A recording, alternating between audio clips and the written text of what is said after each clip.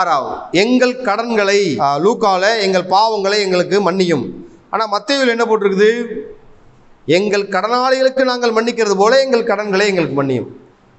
அங்கே லூக்காவில் பாவங்கள், மத்தேயுவில் கடன்கள். எங்கள் கடன்களை, அதாவது பாவங்களை எங்களுக்கு மன்னியும். சரிங்களா? நாங்கள் எங்கள் கடனாளிகளுக்கு மன்னிக்கிறது போல. முதல்ல மன்னிக்கணும்.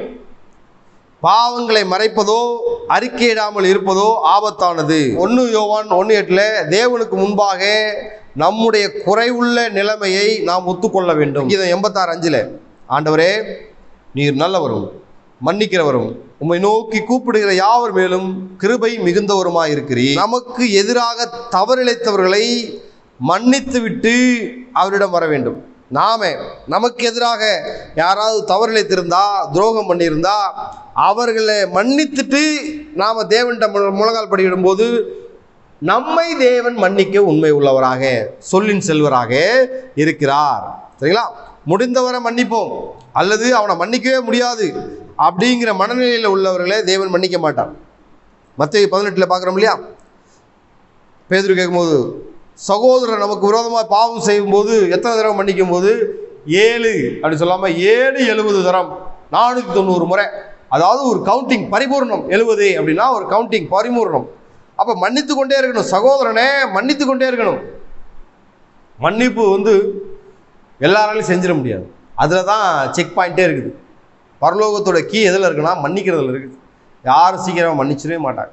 எவ்வளோ பெரிய பரிசுத்தவான்னு சொல்லும் போது அவருக்குள்ள ஒரு இது இருக்கும், அவனை மன்னிக்கூடாது, அவனுக்கு அப்படி பண்ணணும் இப்படி பண்ணணும், அப்படி கிடையாது. மன்னிக்கணும். ஆண்டவர் பாருங்கள், சிலுவையில் தொங்கிட்டு போது பிதாவே இவர்களுக்கு மன்னியும், தாங்கள் செய்கிறது இன்னதென்று அறியாதிருக்கார்களே. இயேசுவின் ரத்தத்தினால கழுவப்பட்டவங்க மன்னிப்பாங்க. ஸ்தேவானை கல்லெறிஞ்சு கொள்றாங்க, அவங்க கூட பாருங்கள் இயேசு சொன்ன வார்த்தை தான் சொல்கிறான். கொலோசியர் 3:12-13 ஒருவர் பேரில் ஒருவருக்கு குறைபாடு உண்டானால் கிறிஸ்து தங்களுக்கு மன்னித்தது போல ஒருவருக்கு ஒருவர் மன்னியுங்க. நெகேமியா 9:17 தேவன் வெகுவாய் மன்னிக்கிறவரும் இரக்கமும் மன உருக்கமும் நீடிய சாந்தமும் மகா கிருபையும் உள்ளவர். நான் தேவனிடம் மன்னிப்பை எதிர்பார்த்தால் நான் மன்னிக்கிறவனாக இருக்கணும். மத்தேயு 7:12 லூக்கா 6:31 ஒரு நல்ல வசனம் இருக்கு. மனுஷர் உங்களுக்கு எவைகளை செய்ய வேண்டும் என்று விரும்புகிறார்கள் அவைகளே நீங்களும் அவர்களுக்கு செய்யுங்கள், இதுவே நியாயப்பிரமாணம் தீர்க்க தரிசனம். இதிலே மொத்தம் முடிஞ்சு போச்சு. அவங்க உங்களுக்கு என்ன செய்கிறாங்களோ அதை நீங்கள் செய்யுங்க. உலகமே இப்படி எல்லாம் நன்மை செய்யணும்னு நினைச்சிருக்காங்கன்னா உலகம் ஒரு அமைதிக்குள்ளே சமாதானத்துக்குள்ளே சென்று விடும்.